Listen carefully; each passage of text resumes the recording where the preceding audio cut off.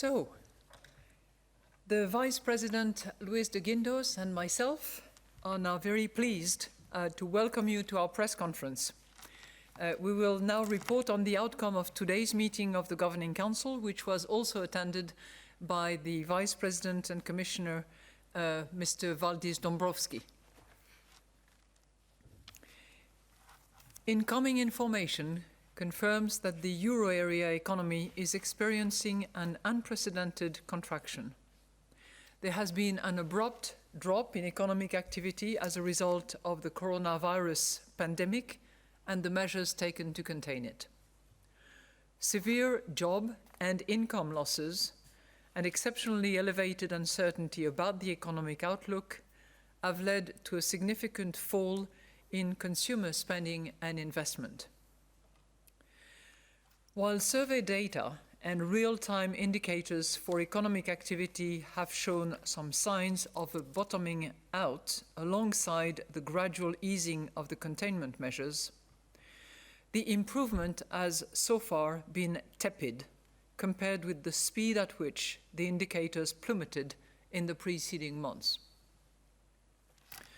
The June Eurosystem staff macroeconomic projections see growth declining at an unprecedented pace in the second quarter of this year, before rebounding again in the second half, crucially helped by the sizeable support from fiscal and monetary policy.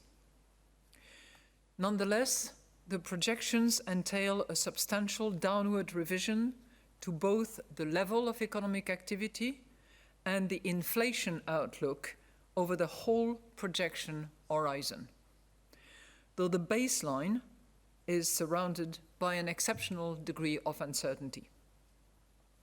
While headline inflation is suppressed by lower energy prices, price pressures are expected to remain subdued on account of a sharp decline in real GDP and the associated significant increase in economic slack. In line with its mandate, the Governing Council is determined to ensure the necessary degree of monetary accommodation and a smooth transmission of monetary policy across sectors and countries. Accordingly, we decided on a set of monetary policy measures to support the economy during its gradual reopening and to safeguard medium-term price stability. First, the Governing Council decided to increase the envelope for the Pandemic Emergency Purchase Programme, also known as PEPP, by 600 billion euros to a total of 1,350 billion euros. In response to the pandemic-related downward revision to inflation over the projection horizon, the PEPP expansion will further ease the general monetary policy stance, supporting funding conditions in the real economy, especially for businesses and households. The purchases will continue to be conducted in a flexible manner over time, over asset classes, and among jurisdictions. This allows us to effectively stave off risks to the smooth transmission of monetary policy. Second, we decided to extend the horizon for net purchases under the PEPP to at least the end of June 2021. In any case, we will conduct net asset purchases under the PEPP until the Governing Council judges that the coronavirus crisis phase is over. Third, the Governing Council decided to reinvest the maturing principal payments from securities purchased under the PEPP until at least the end of 2022. In any case, the future roll-off of the PEPP portfolio will be managed to avoid interference with the appropriate monetary policy stance. Fourth, net purchases under our asset purchase program will continue at a monthly pace of 20 billion euros, together with the purchases under the additional 120 billion temporary envelope until the end of this year. We continue to expect monthly net asset purchases under the asset purchase program to run for as long as necessary to reinforce the accommodative impact of our policy rates and to end shortly before we start raising the key ECB interest rates. Fifth, we intend to continue reinvesting in full the principal payments from maturing securities purchased under the APP for an extended period of time past the date when we start raising the key ECB interest rates, and in any case, for as long as necessary to maintain favorable liquidity conditions and an ample degree of monetary accommodations. Sixth, we decided to keep the key ECB interest rates unchanged. We expect them to remain at their present or lower levels until we have seen the inflation outlook robustly converge to a level sufficiently close to but below 2% within our projection horizon, and such convergence has been consistently reflected in underlying inflation dynamics. Together with the substantial monetary policy stimulus already in place, today's decisions will support liquidity and funding conditions in the economy, help to sustain the flow of credit to households and firms, and contribute to maintaining favorable financing conditions for all sectors and jurisdictions in order to underpin the recovery of the economy from the coronavirus fallout. At the same time, in the current rapidly evolving economic environment, the Governing Council remains fully committed to doing everything necessary within its mandate to support all citizens of the euro area through this extremely challenging time. This applies first and foremost to our role in ensuring that our monetary policy is transmitted to all parts of the economy and to all jurisdictions in the pursuit of our price stability mandate. The Governing Council, therefore, continues to stand ready to adjust all of its instruments as appropriate to ensure that inflation moves towards its aim in a sustained manner, in line with its commitment to symmetry. Let me now explain our assessment in greater detail, starting with the economic analysis. The latest economic indicators and survey results confirm a sharp contraction of the euro area economy and rapidly deteriorating labour market conditions. The coronavirus pandemic and the necessary containment measures have severely affected both the manufacturing and the service sectors, taking a toll on the productive capacity of the euro area economy and on domestic demand. In the first quarter of 2020, when containment measures were only in place from mid-March in most countries, euro area GDP decreased by 3.8% quarter on quarter.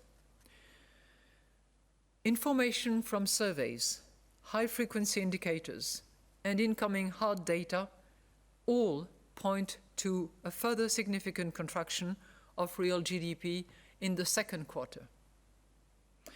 Most recent indicators suggest some bottoming out of the downturn in May as part of the economy gradually reopens.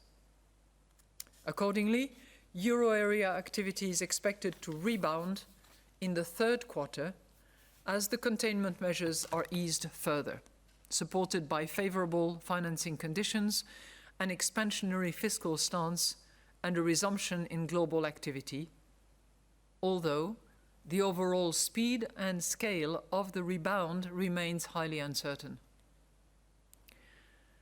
This assessment is also broadly reflected in the June 2020 Eurosystem staff macroeconomic projections for the euro area. In the baseline scenario of the projections, annual real GDP is expected to fall by 8.7% in 2020 and to rebound by 2021 to 5.2% and by 3.3% in 2022. Compared with the March 2020 ECB staff macroeconomic projections, the outlook for real GDP growth has been revised substantially downwards by 9.5% points in 2020 and has been revised upwards by 3.9 percentage points in 2021 and 1.9 percentage points in 2022. Given the exceptional uncertainty currently surrounding the outlook, the projections also include two alternative scenarios, which we will publish on our website following this press conference. In general, the extent of the contraction and the recovery will depend crucially on the duration and the effectiveness of the containment measures, the success of policies to mitigate the adverse impact on incomes and employment, and the extent to which supply capacity and domestic demand are permanently affected. Overall, the Governing Council sees the balance of risks around the baseline projection to the downside. According to Eurostat's flash estimate, euro area annual HICP inflation decreased to 0.1 in May, down from 0.3 in April, mainly on account of lower energy price inflation.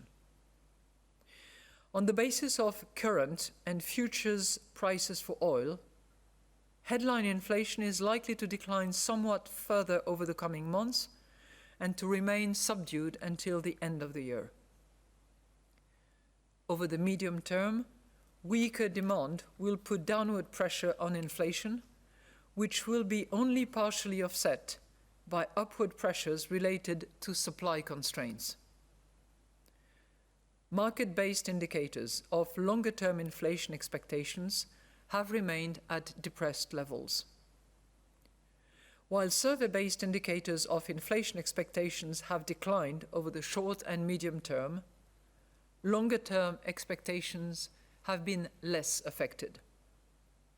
This assessment is also reflected in the June 2020 Eurosystem staff macroeconomic projections for the euro area, which foresee annual HICP inflation in the baseline scenario at 0.3% in 2020, 0.8% in 2021, and 1.3% in 2022.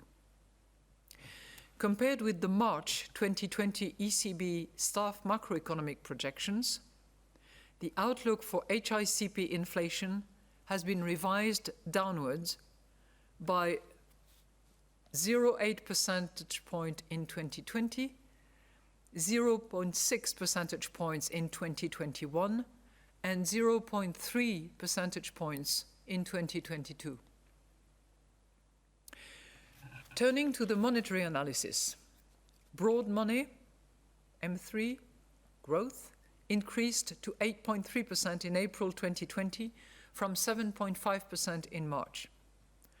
Strong money growth reflects bank credit creation, which is driven to a large extent by the acute liquidity needs in the economy. Moreover, high economic uncertainty is triggering a shift towards money holdings for precautionary reasons. In this environment, the narrow monetary aggregate M1, encompassing the most liquid forms of money, continues to be the main contributor to broad money growth. Developments in loans to the private sector continued to be shaped by the impact of the coronavirus on economic activity. The annual growth rate of loans to non-financial corporations rose further to 6.6% in April 2020, up from 5.5% in March, reflecting firms' need to finance their ongoing expenditures and working capital in the context of rapidly declining revenues.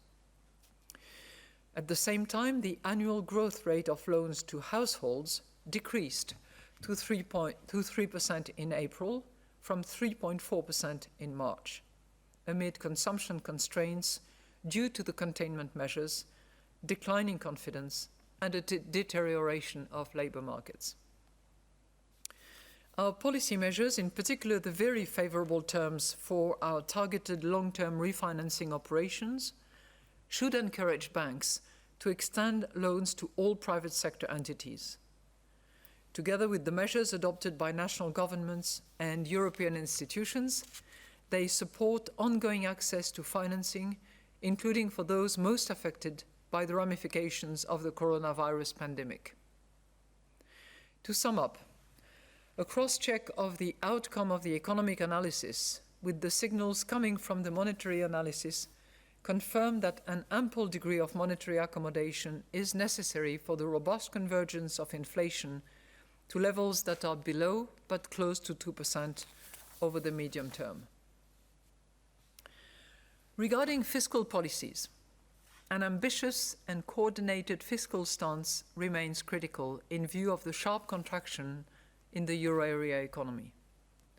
Measures taken should as much as possible be targeted and temporary in nature in response to the pandemic emergency. The three safety nets endorsed by the European Council for workers, businesses and sovereigns, amounting to a package worth 540 billion euros, provide important funding support in this context. At the same time, the Governing Council urges further strong and timely efforts to prepare and support the recovery.